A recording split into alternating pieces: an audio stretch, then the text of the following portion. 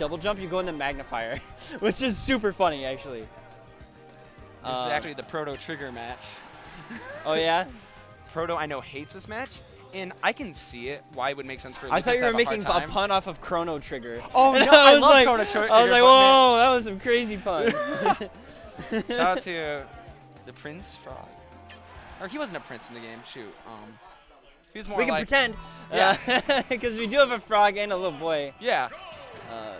Scrap in here. So when you theory craft in this matchup, you think about, the first thing you think about is like Shurikens. Shurikens. And once Lucas gets in, you try to get the grab, of course. But right now, the way Tutu's playing is he's like playing in the air a lot. Yes. I also really like his movement early on. Mm-hmm. I think he should be spacing out a little bit more. It seems like he's starting to do that now. But I do know that Lucas has a very hard time landing in this matchup. And because of his, like, I mean, his... What? That was a great sick. read. And very clean. Yeah, that was super sick. But go back to what you're saying. I don't know. I don't think Lucas has a great landing option to get down. Like, what is he going to do to try and get down? He's going to fair maybe and try and challenge shield? There's just not much. He's basically got to go to the ledge, right? He's got to drift to the ledge, which he's floaty enough to essentially do. I like what he did there. He went to sneak it. Good pivot grab there.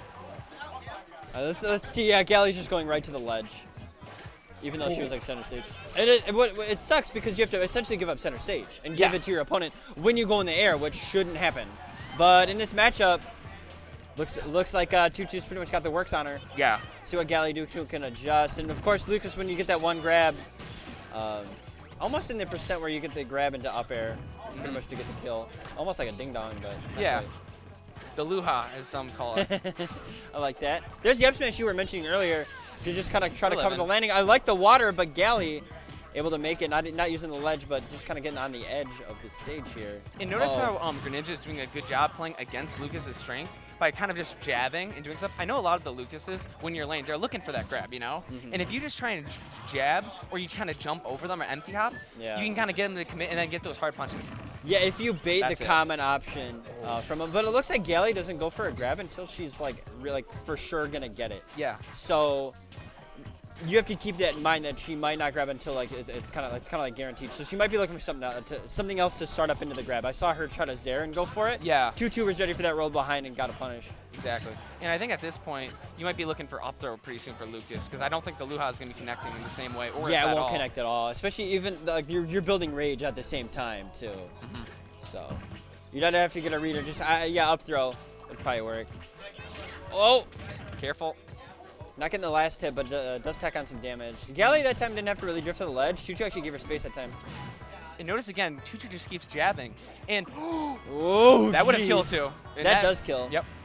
Actually, every Lucas throw kills. Yeah, basically. And everyone's shouting like, "Sup? What about down throw, dog?" There's a setup into it. So yeah. There's a setup, or it just kills. Oh, they're not getting last hit again. I think Tutu might be fast falling too early.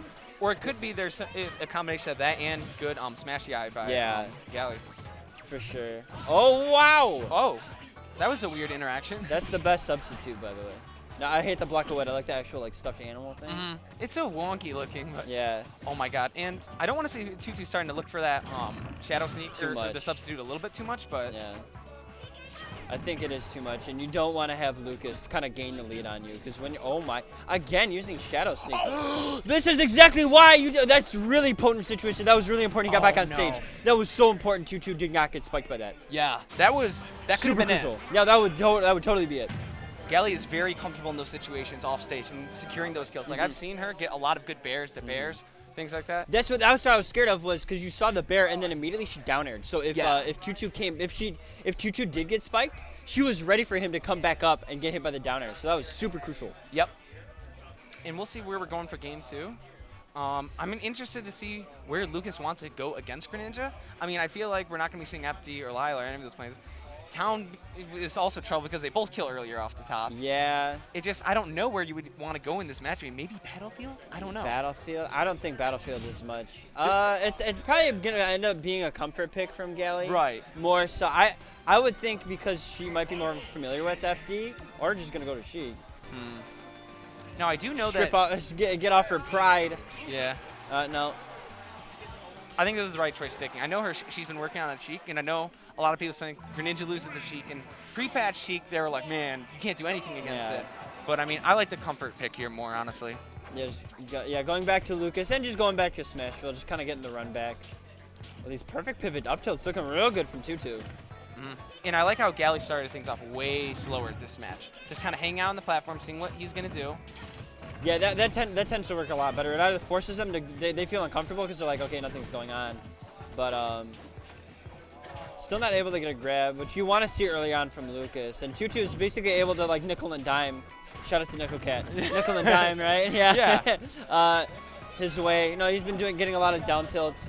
Getting really that's what Greninja basically comes down to. Yeah. Is getting the Mick pick 2 combos. Yeah. Right? The down tilt, they're like just getting like the grab to up air. Good grab. Oh no, not getting the sweet spot. I think you have to hit the end of it or something. And it almost looked like he was DIing away there. Like if they had been a little closer to the stage, be careful. Oh my god, is that like a? She's looking for like an air dodge read with that. That's sick. That's some new stuff. But Gally played a lot cleaner. Yeah, it's like, oh nope. I cursed it. Put more put more gel in that hairdo, man. That's what he needs. Oh wow, that was a really well spaced back air, but because Lucas's grab is a tether grab, it didn't matter. Yep. And so, it feels like Gally's doing a great job dancing around Greninja a little bit more, so to speak, and finding ways to kind of get in. Is that it? Oh no. Yeah. That's unfortunate. That is unfortunate, but Gally was ahead by a good amount. So, but the important thing is like Tutu wasn't able to establish any information. Let's say this did go to a game 3, but it was a whole stock. Tutu couldn't get that information, as you know from the old school Brawl players, how much they are like cerebral. You just wouldn't be able to. He's just not able to adapt because this happens.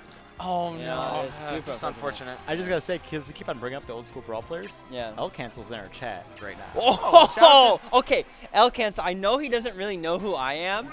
I saw him at one tournament, and I had heard echoes of him, and they were like, "Yeah, L Cancel's back for this like Brawl tournament," and I was like, "Oh," and I think Dix was there, and I was like, "Who is this man?" And I saw him playing against like all of these players, and he was so good. It was amazing.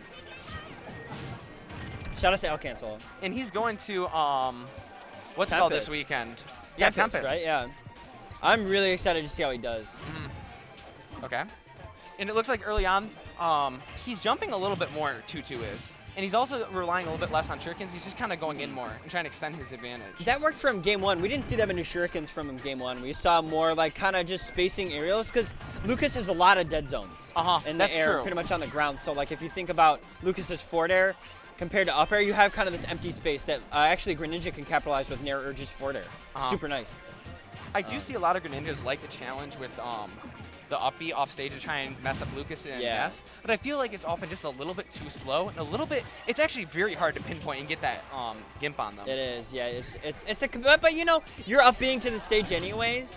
So it's not a huge commitment. Though if you do get trumped, Lucas got that mean old spike. Yeah. And I'm sure you know with Ness, you just get that back air, but. And it looks like you want to get a little bit of stage control, kind of pop Lucas back into disadvantage. Ooh. Just a forward tilt to send her back off stage, because that's what you essentially want to do. Rinse, repeat until you find an opening. You know, you don't want to force the opening. That's when you start losing your lead. And it looks like we're getting some Lucas combos. Good grab. Yes. Oh, see, even if you don't get the full combo we saw there from Gally, follow-ups off of it. Like I didn't get to confirm, but I'm able to like extend it, get another grab, tack on more percent. And that's why you see Greninja here at 80 rather than 45, which he was at like half the game. Yeah, and that up throw will kill. And Greninja's up throw does kill, especially with a little bit of rage like that at 140, 150 or so. Yeah. Yeah, it will kill eventually. And so will grab off of GallyG. Let's see if she can kind of close it out here. She's going to have to soon. Ooh, baiting out the grab. But then you saw him try to nair, but he jabbed on the platform instead. Yes. So he had the right idea, just wasn't able to follow through. And that up B does do a little bit of damage, you know? Yeah, just a little bit of poking damage. Yeah, it does like 1% or something. It's really silly. I wish my water hydrant did that. The water from my hydrant would do like odd damage. That'd be sick. And you see Tutu a lot kind of trying to run around, and he's using the footstool! That was clean. He's using that Greninja dash attack to kind of wait for Gally to commit and get good punishes. And now Gally's going to have... No Wow, literally caught every landing. Yeah. Like we were mentioning, like, and that's why Tutu likes the character. That's what we were Right. mentioning earlier, that just able to cover landings and just like throw out smash attacks. If they, like, Gally had no double jump.